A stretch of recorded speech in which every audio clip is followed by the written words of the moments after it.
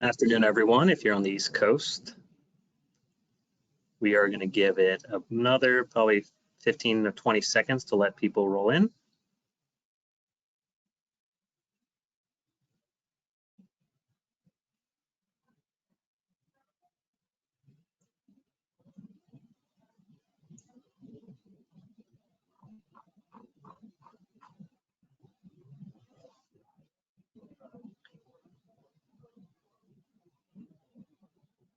Okay, I'm going to kick this off. I know people are still joining at the moment, but we have a lot of great content to cover today, and it's going to take up almost the whole hour, so I want to make sure we get to it. Today, we are doing our second Semantic Layer webinar series, the Semantic Layer Real Stories and Case Studies. And with us today, I have Krystal Davis, Sara Nash, and Bess Schrader. We also have Lulit as part of this conversation. Unfortunately, Lulit's at a conference today, so she's unable to join, but what we did is we actually pre-recorded the facilitated session with Lulit, so you all can experience the full conversation. During this recording, we're going to leave the chat open, so if you have any questions from any of our panelists while this is going on, feel free to ask that. We can answer them in real time while the recording is happening. But we will also leave time at the end of the webinar to answer any other questions you may have. Again, this is recorded, so just for your awareness, so if you miss anything or any parts of it, you can watch it later as well. With that being said, I am going to get us all set up for the recording. The live panelists will go off camera for this portion so you can see the full screen. And again, we are available during the chat if you have any questions during this discussion.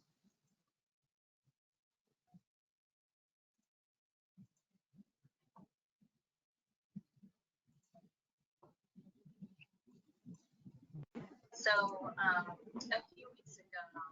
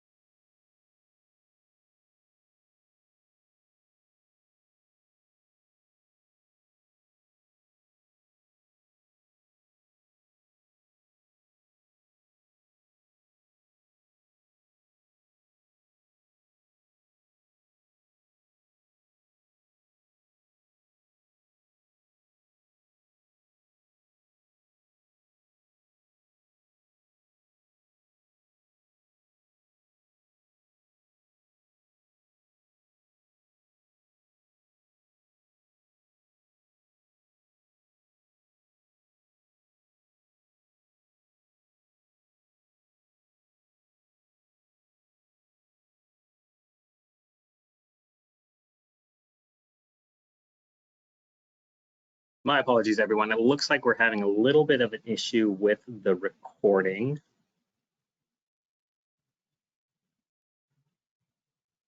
So if our panelists can join for now, and I think while I get this resolved on my end, and of course, the age of the internet and video recordings, Bess, Lulit talked about kind of experience with real stories on the semantic layer. Are you able to address that question while we get this all figured out? Sure, yeah, no problem. Just giving a little bit of intro to who I am and what I do at EK. My name is Bess Schrader, and I've been with EK for about the past 5 years, working in the semantic space for probably the last 10. And most of my experience is with ontologies and knowledge graphs, both kind of independently as their own solutions and then as part of a broader kind of system or semantic layer. And one of the things that I think gets overlooked a lot about semantics and ontologies and knowledge graphs and semantic layers in general is the power of standardization. I know right now there's a lot of buzz about AI and analytics, but I think sometimes we overlook that most basic kind of foundational step that semantic layer is providing, and that is kind of aligning on what are the concepts we care about, how do people talk about them. That's what's kind of being stored in a taxonomy. And then for ontologies, what are the relationships we care about? What are various names for them? How can ontologies help us reconcile different field names and different systems? So let's say we're tracking like customer IDs. You might have one system that calls it client ID, one that calls it customer ID, one that just calls it ID. And ontology is going to help you standardize all of those names and link them back to one concept for that attribute or relationships. And then combining it all together, you can add your taxonomies and your ontologies and create a knowledge graph. But the kind of key thing I think that's important there is that standardization element, because that's what's going to allow you to do things like reporting and aggregation. It's really hard to do that even with artificial intelligence or any kind of advanced analytics if you don't have that standardization in place. So a lot of my experience in setting up semantic layers and working with organizations to build these semantic solutions has really been focused on that standardization piece. Yeah, that's great, Bess. And I'm wondering if you could dive a little bit further into some of the kind of use cases for standardization, and maybe talk through one of the, your recent projects and how that kind of standardization and the build out of a semantic layer, that it's something that happens a little bit more in the back end, but what kinds of things that's enabled.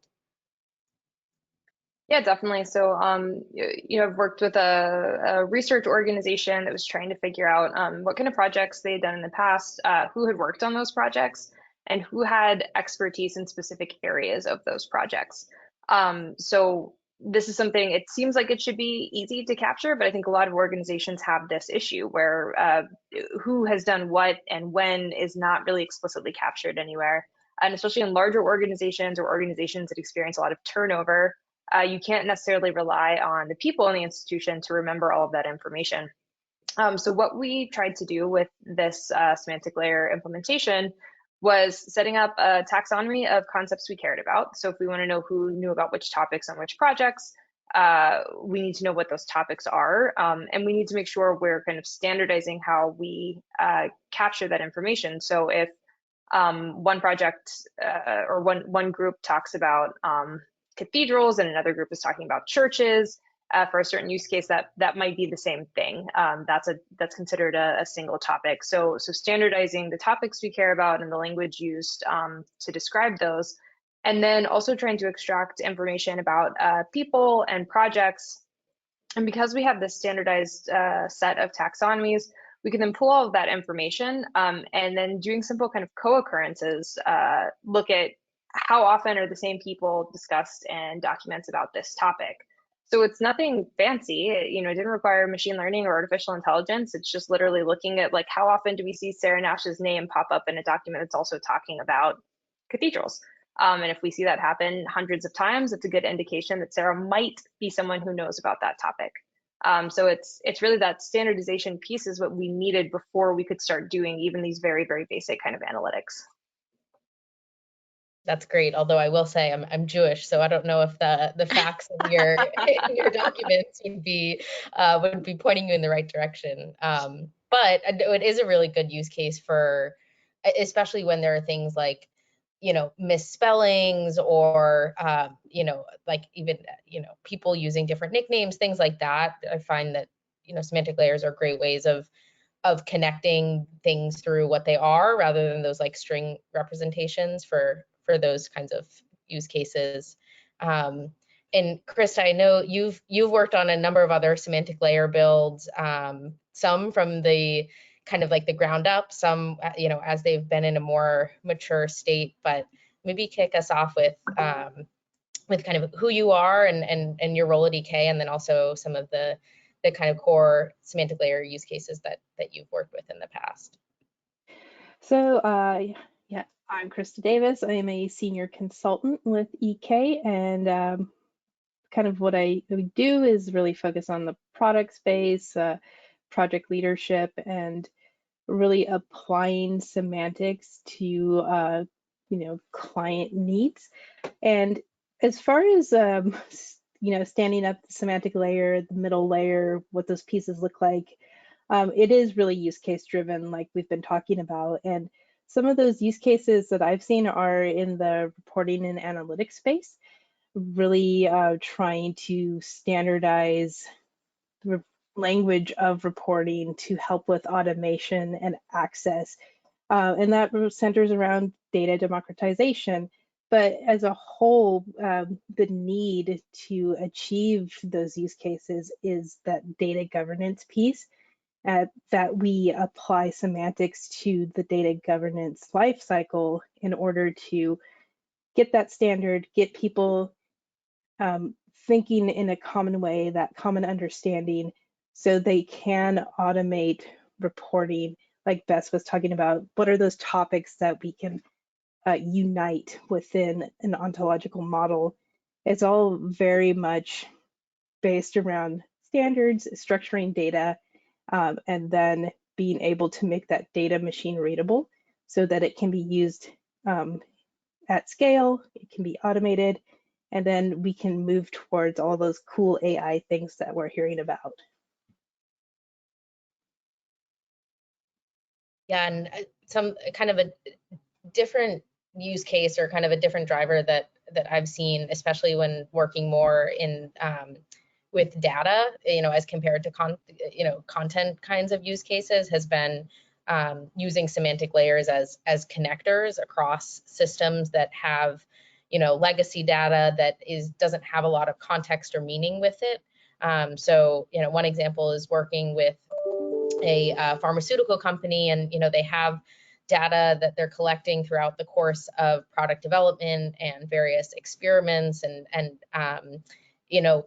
they were using their semantic layer more from the perspective of kind of connectivity across those systems. So it had an element of standardization, but really was more focused on relationship building, and kind of using an ontology model as a way of kind of building out those relationships. So I think both standardization and that kind of aggregation and connectivity are some of the kind of key patterns that we see across many of these kinds of use cases. So would like to dive a little bit into some of the architectural considerations. So you've talked about the kinds of use cases that semantic layers can support, but what are the kind of core architectural components that you all have worked with in the past when building out this kind of solution? Yeah, I can jump in there. So obviously the architecture for this is going to really depend on what an organization is trying to do and what kind of tools they already have in-house. If you're working with a particular cloud provider, I know there are lots of cloud options for this that might be more compatible with, say, AWS or Azure. But I think we do see some kind of recurring functionality or tools over and over. So some of the big ones are graph databases. Particularly if you're working with knowledge graphs, taxonomy management tools, ontology management tools, and then depending on your needs, business glossaries and data dictionaries. I know for some of those or data catalogs, rather, I know it depends on what you're trying to do. Some implementations might lean more towards the data catalog and business glossary side of things. Some might be much more on the knowledge graph side, or you might be working with all of them.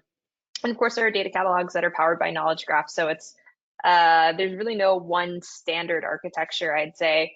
One of the big considerations, though, that we've worked with a lot of different organizations to determine is whether they want to work with semantic web standards like the Resource Description Framework or RDF.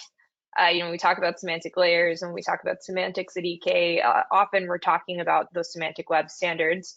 And again, the benefits of using standards, it makes your life easier. It makes it possible to pull in data from external sources that are also working with those standards. It makes it possible to share your data if that's something you're interested in outside of your organization. And it helps prevent things like vendor lock. So if you're working with RDF compliant tools, typically it's a fairly smooth process to export your data out of them and into another tool provider. I've worked on projects where all of the data in a database was migrated in about a week because we're using the same kind of standards. So you own your data and you control your data in those instances. There are some downsides to working with semantic web standards, particularly a lot of developers aren't familiar with these standards. There's a different query language. It's not like working with a relational database or like an object or document database. So there's there can be a learning curve there, and there definitely are some downsides to working with those semantic web standards.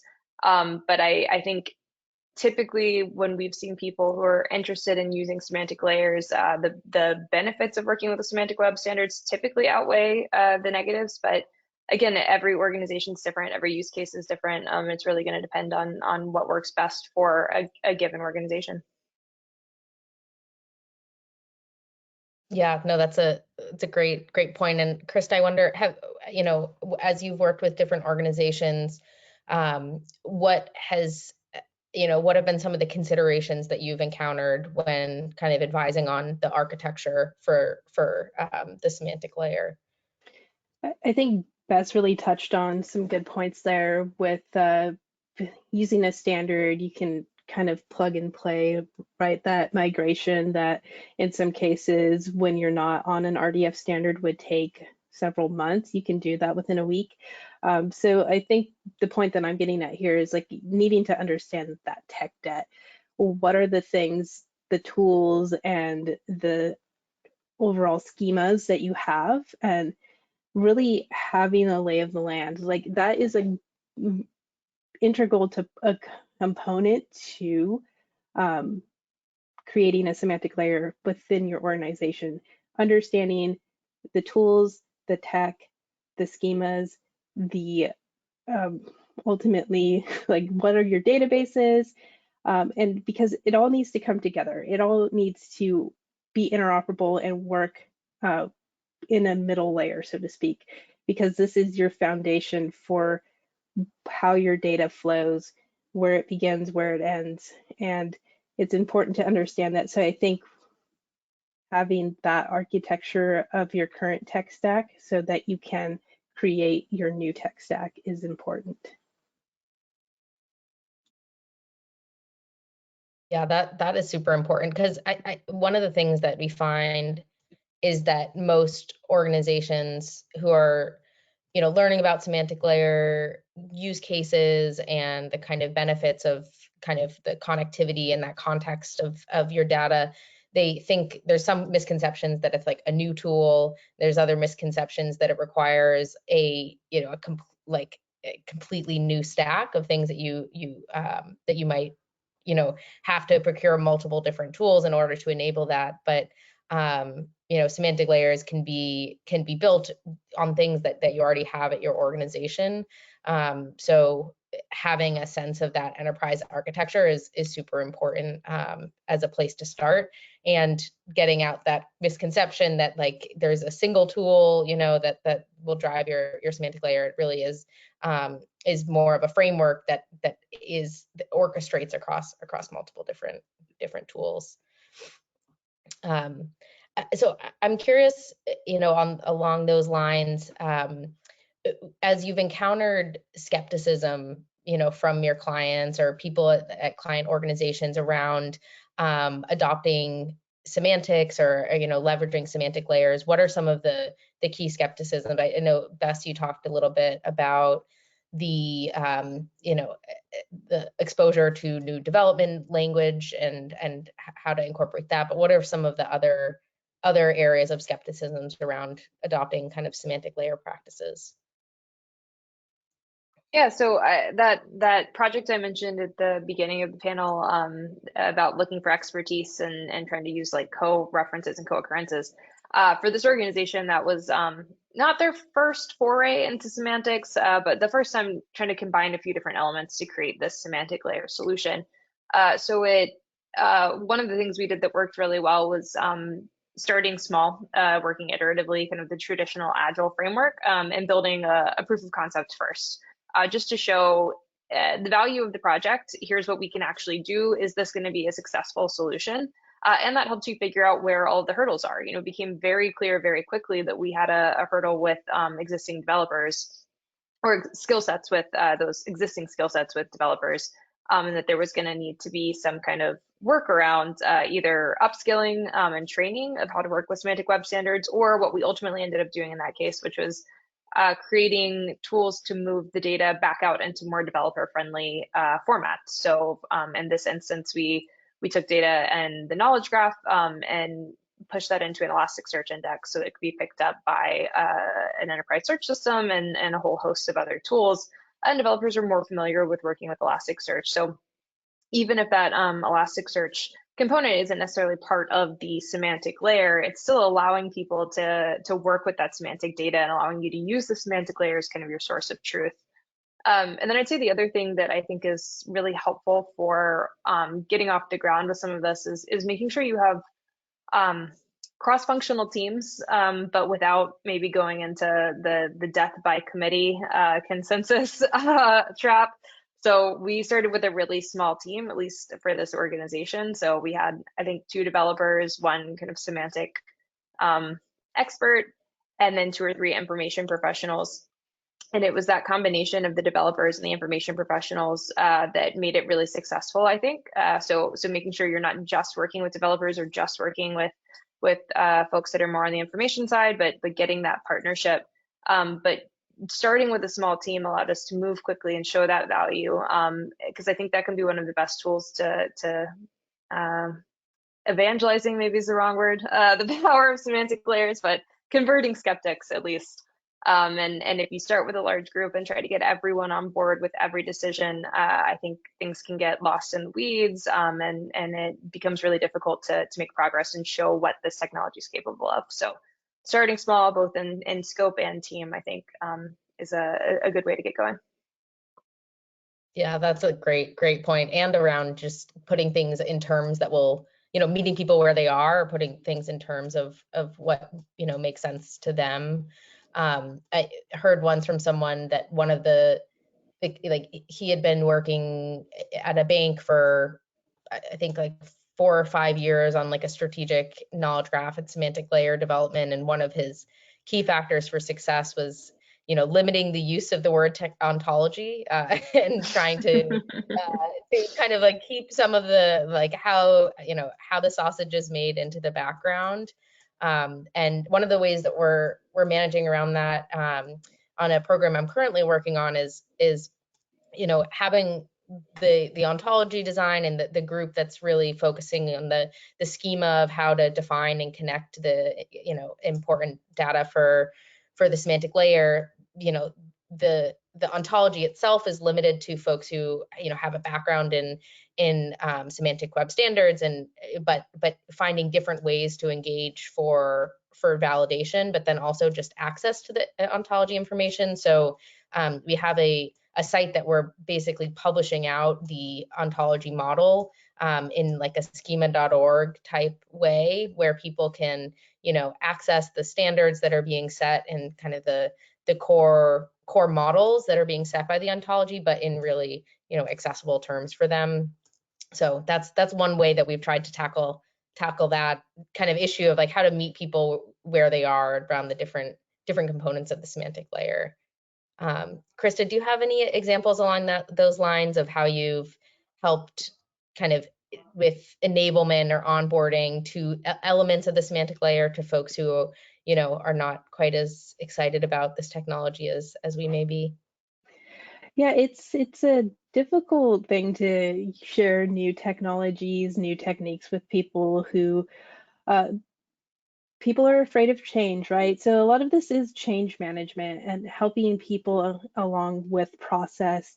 And that entails having a champion, right? Having someone that can help guide the team who is ultimately going to be implementing this change or accepting the change. And that could be in the shape of a leader, maybe a VP role, or it could be in the shape of the SMEs who work on the team that are providing the data as an input. But the biggest thing is to empower those people, those SMEs, stakeholders, by giving them knowledge. And we were talking about, don't use the word ontology. Like I'm on a project right now where the term knowledge graph is being used, and I'm trying to contain that because it's like knowledge graph is a big topic. What are we actually getting to the heart of? So it really entails using the right language to give people the amount of knowledge that's appropriate for them to understand and also educate others. Because if we give them like vague words, terms, knowledge graphs, ontologies, they're not quite experts in that, they're going to avoid it and fear change. So it's correct. Use the right terms, give people the knowledge, guide them, support them, but also look for your champions within your orgs who want to promote the change, that understand the goals as well.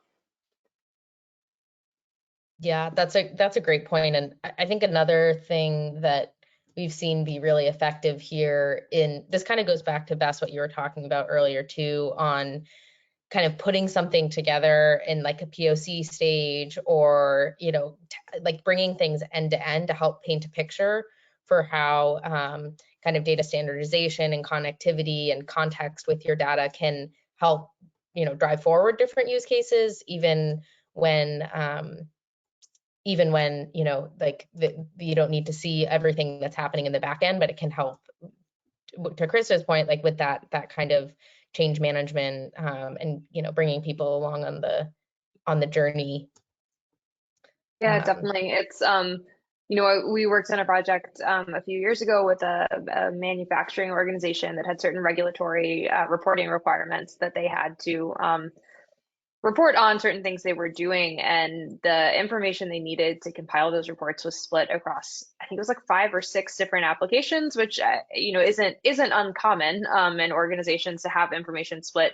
But in this situation, it wasn't just, you know, we need to combine this information so that we can work more efficiently. It was, we need to combine this information or we're going to get hit with a lot of fines. It's really, really critical that we come up with a way to do this. And because it's such a huge undertaking and has such consequential outcomes, it can be really nerve-wracking to kind of bet the farm on one approach or another. So what this organization did was what you're saying, Sarah, starting really small. They had a champion internally who thought this was going to be a great outcome, but we were able to start really small and uncover, here's like, let's look at this really small, tightly defined scope of information that we want to test this out on, and that's going to help us figure out where all the problems are. Where are we missing that information? We would need to connect data in system A to data in system B, and how are we going to overcome those obstacles? So within Sarah was on this project with me, I want to say it was 6 to 8 weeks, we were able to have something end to end, you know, like starting from scratch. Here's what the output would look like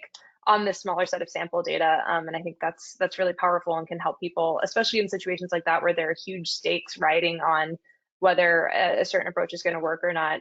Really, one, making sure everyone's got realistic expectations of what technology can and can't do and what the big hurdles are going to be. But then 2, getting people on board and saying, yeah, this is something worth expanding.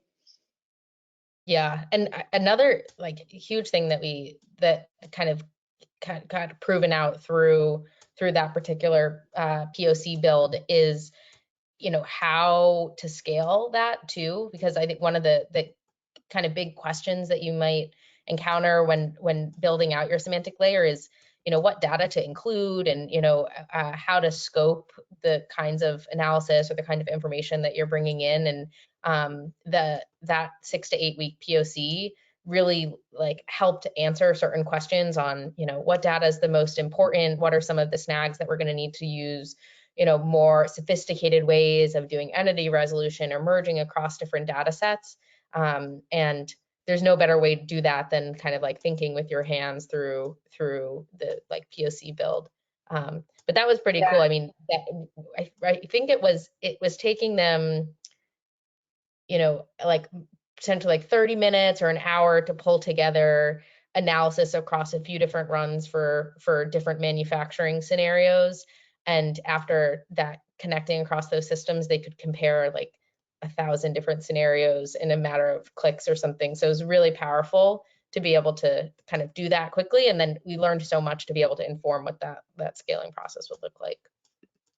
Yeah, and you kind of just mentioned this, Sarah, but I wanted to dive a little deeper on it. I think one of the other benefits of doing those small scale pilots is it helps you define what the architecture is going to be. When we're talking about building out a new architecture, a new tech stack, it can be really daunting to try to sort through what's the best solution for our organization and what features do we actually need from a certain tool.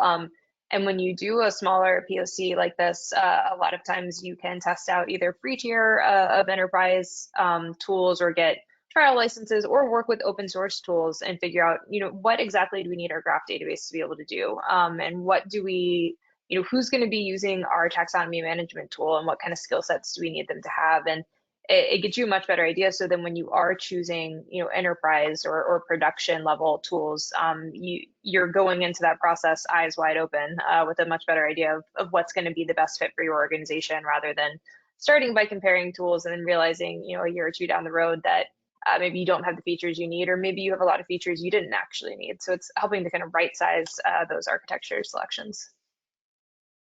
I think in also right sizing your architecture selection, you can do a couple of things that are helpful, and that's giving people an idea of like how this adds value to your org. Because you can show that you can do a POC and you say, hey, here's an idea of what this ultimately will help us achieve, across the enterprise. And you want to be able to show value quickly because we all know that in tech, we have to move fast. Like we're constantly coming up against new technologies, new ideas, and like what's the hot new thing that we're hearing in the news. So how ultimately will this get us to the future? And that's what we can get out of showing that value. Yeah, I did want to jump in. This is kind of contradicting what we were just talking about. We've talked a lot about the value of doing these, like starting small and building iteratively.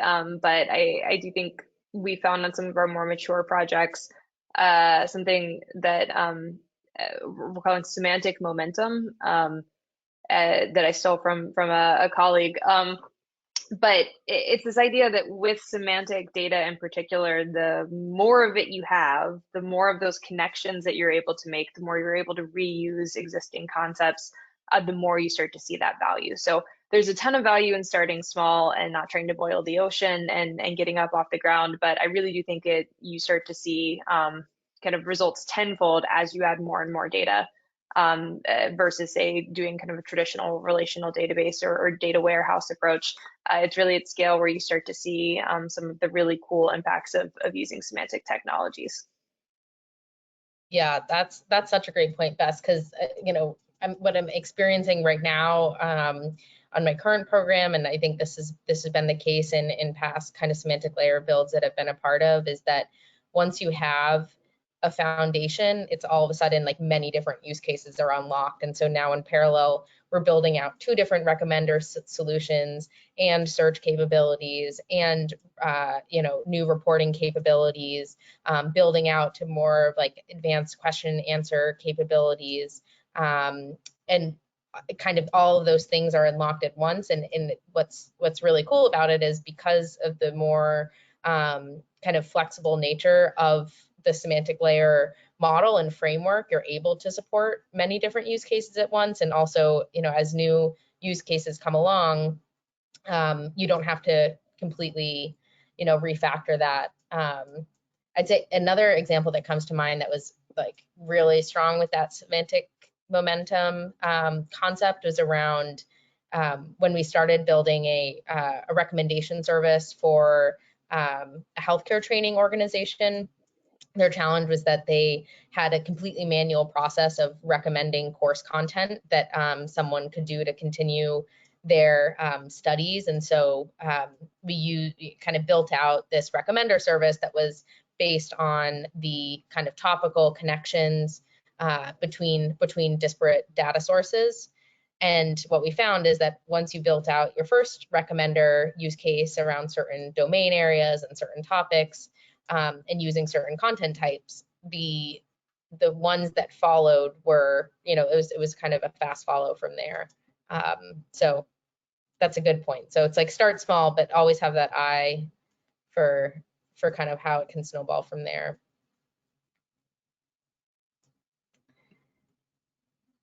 All right, well, one kind of question that I'd love to hear from both Krista and Bess on around, what are some of the emerging use cases that you're seeing in semantics, specifically around knowledge graphs? Knowledge graphs are kind of a core aspect of the semantic layer model and components. And I guess starting with Krista, what are some of the emerging trends or kind of emerging use cases that you've been encountering? I think for my point of view and a couple clients I've worked with recently, it's really getting to the ability to democratize data, using the knowledge graph to return query results that provide people with that holistic view of the enterprise data, be able to reduce reporting time and just quickly get an idea of what data we have. How does that empower my data-driven decision making? Ultimately, just allowing for people to understand the context of the data. Like for instance, one of my current clients, there is a need to apply tags that mark the data as sensitive. So there's an understanding of that data. Can that be shared with others? Can we make that publicly available or not? And that's one of the main goals that I'm seeing a lot of these days, is just understanding the context of the data to allow it to be searchable in a secure way, and then let the data be shared if it is deemed worthy of sharing.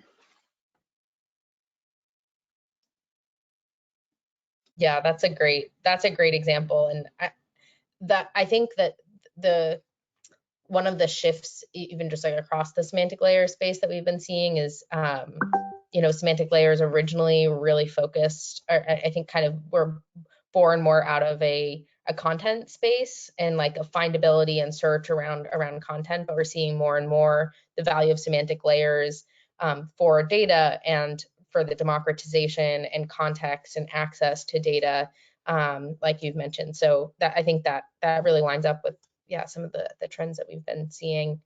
Bess, how about from your perspective? Yeah, I don't know that I'd call this necessarily an emerging use case, but maybe a still popular use case, and that's natural language search. I think people have wanted the ability to search using natural language for a long time, and if you think about kind of the traditional like Google knowledge panel experience, you know, if you type in something to Google and you ask, you know, for restaurants near you, it's giving you a list of results that are actual entities, you know, restaurants, as opposed to a website that maybe has a list of cool restaurants in your area. So it's getting to that answer-based search instead of document search results. But I think this is becoming even more emphasized by the emergence of generative AI and large language models, things like ChatGPT, where we now do have the ability to ask natural language queries and get responses. But I think one of the big downsides to large language models is the hallucinations. So I think knowledge graphs provide a good way to query over curated data or ask questions about data that we know to be true, depending on how you're creating your knowledge graphs. Maybe it's a more reliable data source.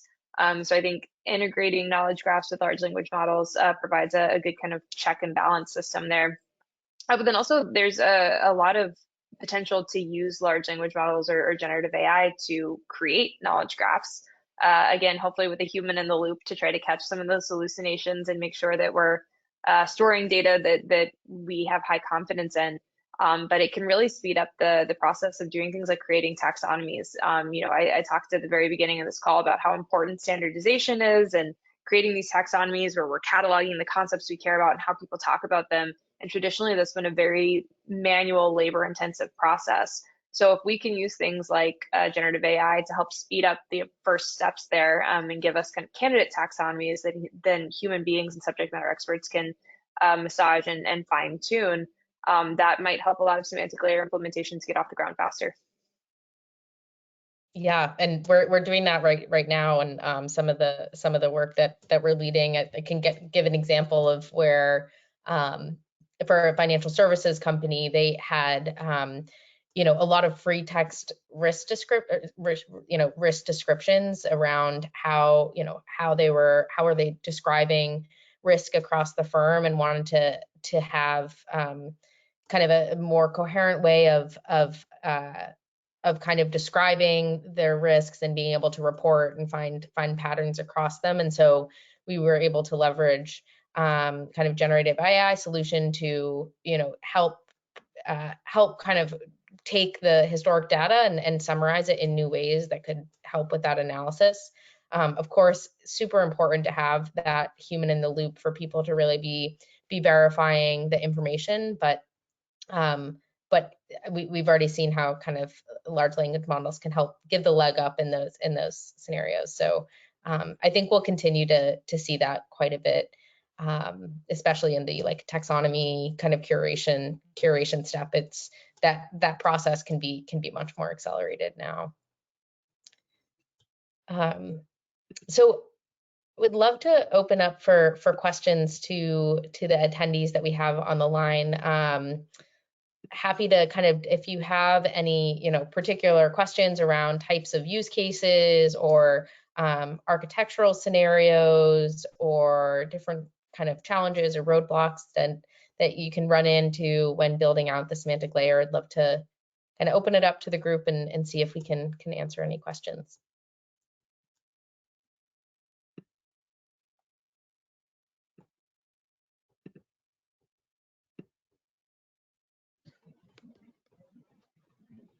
Sarah, there's one from the group. I don't know if you want me to read it or if you want to take a look at it, but it's asking, great conversation with some valuable pointers. I still wonder how to counter the almost standard answer that AI will do all this work and therefore a standalone graph or semantic layer will not be needed. What are your thoughts on countering this? I mean, AI can do all of this work, it just can't do it well.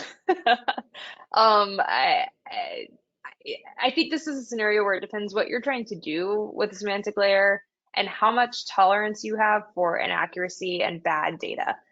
There's some instances where you're never going to have the manual labor required to create the kind of semantic layer you want, either because the scale of your data is just so large, or because you're a really small organization, or you're working on something kind of on the side that's not kind of an enterprise priority. So in those instances, AI can be a really useful tool to help you get something. We talked about this. It's this idea, kind of the entire call, essentially about how it's great to start small, and it's great to show value, and that can help you get buy-in. There are instances where AI is going to help you do that. So I don't want to vilify AI and make it seem like if you don't have a human in the loop, all efforts are doomed. But I do think, at least with the current state today, AI solutions are always going to introduce error. They're always going to introduce kind of messy data or data that doesn't make sense. And if you're building out systems where you're relying on this information and you need this information to be accurate, either to make sure you don't lose customers, or make sure you're making accurate predictions, or just make sure people can actually find the data they need and they're trusting that data. Even if you're using the semantic layer for use cases like search or recommenders, if you're building out a system and your internal users are saying, hey, these recommendations are always bad, like they're not actually helpful, they're going to quit using that tool, or they're going to quit looking at those recommendations, or they're not going to trust the search engine, and they're going to work around these solutions you put in place. So I think that's kind of the biggest thing I would say is we can use AI, but we might pay really, really heavy prices if we're not integrating humans into that solution. Yeah, and even further from the, people won't use this tool, like it might introduce a lot of enterprise risk to be, placing, some of the use cases that we've been talking about are kind of mission critical for an organization, like pulling together, a regulatory report or doing risk management reporting. Like these are things that have, compliance considerations with them. And so I think, having a semantic layer helps get you more explainable results, which is really important, as you're trying to kind of do risk reduction also within the organizations. I think for also what semantic layers can do is really support AI advancements. They work hand in hand together. A lot of times we see with AI models or machine learning models, there is this concept of overfitting where the model is trained really well on a lot of that, you know, dirty data, bad data, the noise, anomalies. It's learning from that and ingesting it and then incorporating that into the model, which is why you see a lot of these responses to like queries against a model that may provide a bad recommendation. What the semantic layer do is like really provide that standard or foundation or that standard schema to help with those concepts that otherwise the model wouldn't recognize, because the machine has no context. We as humans are here to help provide that context so we can get that accuracy that we're wanting to see out of AI. Wonderful.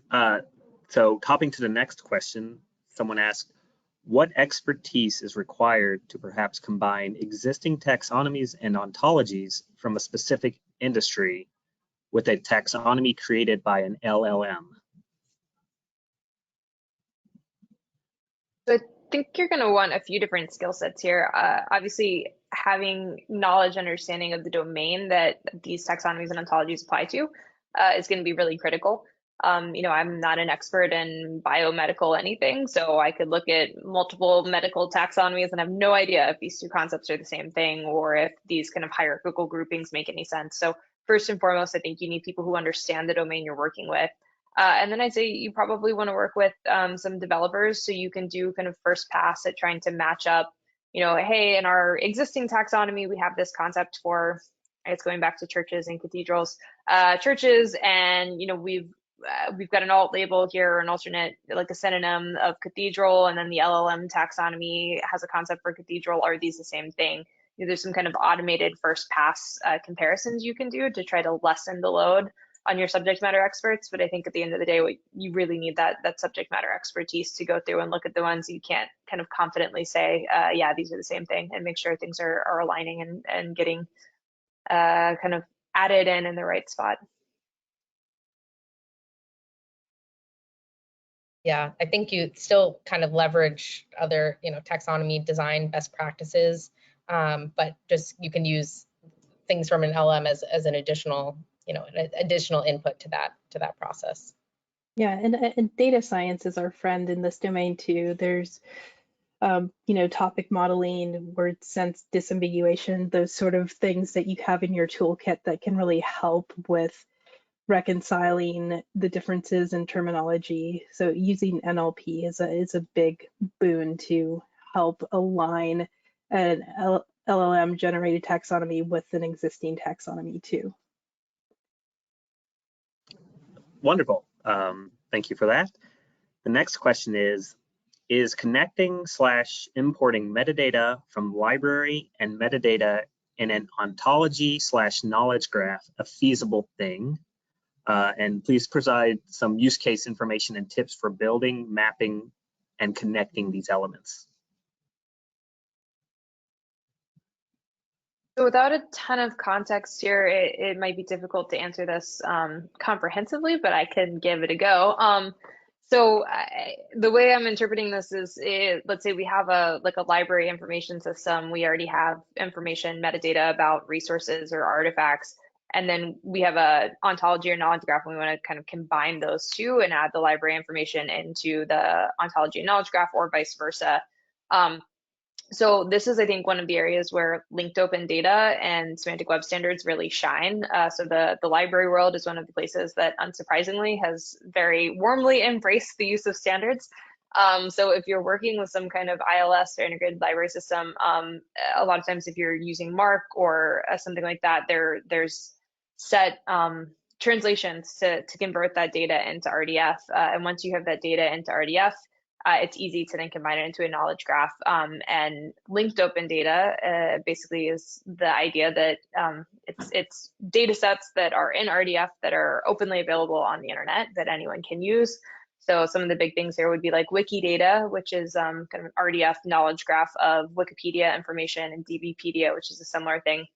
So if you have information in your organization or your library, you have concepts like subject headings, or you have real world entities like authors and locations, you can start to link those out to concepts and linked open data sources. There's some great open source tools like OpenRefine that can be used to automate this kind of mapping process. And you can pull back data from those linked open data sources into your knowledge graph or your library system. So I think the critical element there is making sure you're using standards and you have a way to get your data into the right standard and get other data into that standard as well. Yeah, I hope that helps. Paul, if you have any more context, feel free to send us a message later and we can assist with that. The next question on the list is, are you seeing any SME training exhaustion in trying to get a machine learning or AI tool to do something that is easier done with semantic search?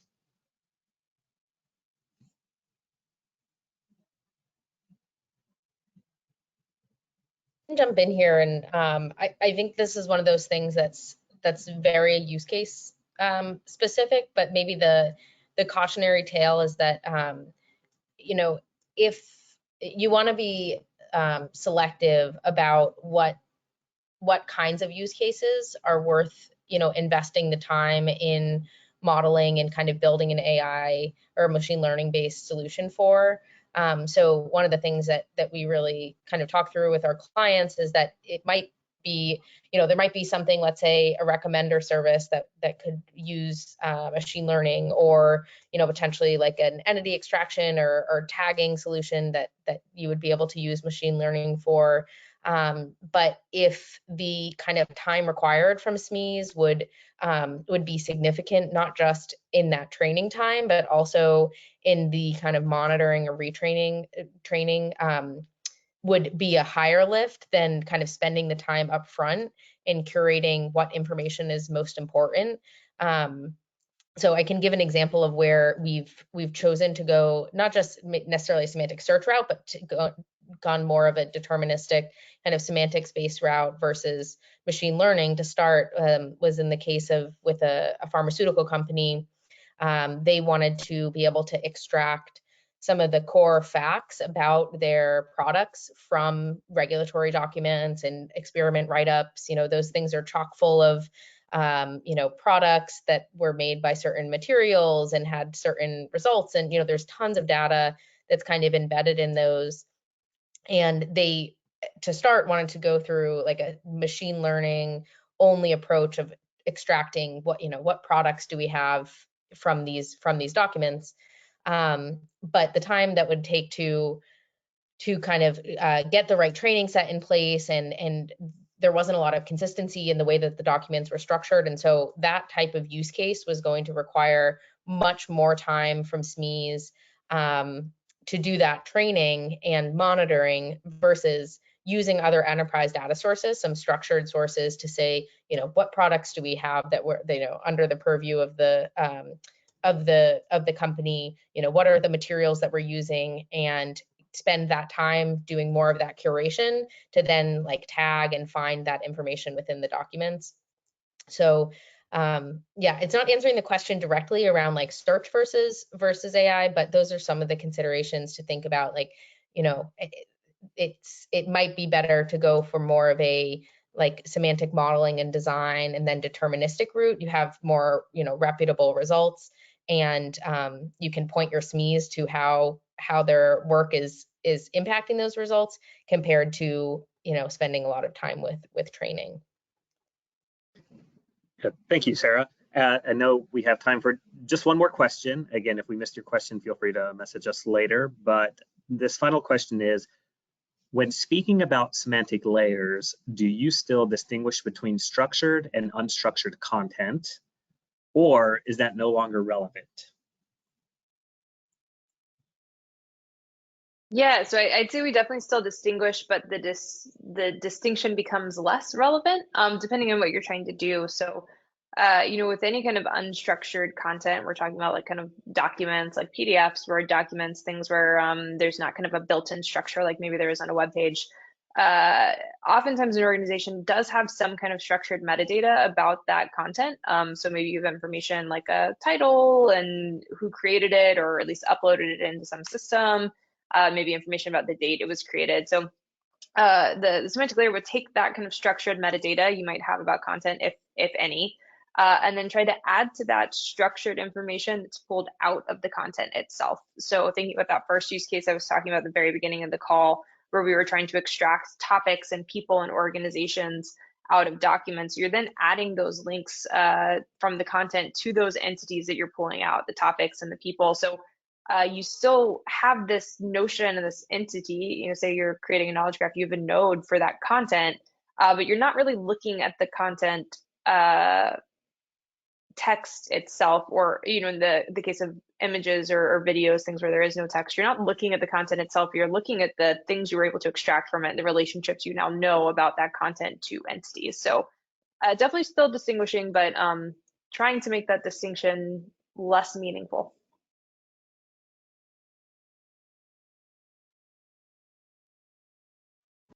Perfect. Well, thank you, Bess. And I want to thank all of our panelists, Bess Schrader, Sara Nash, Krystal Davis, for joining.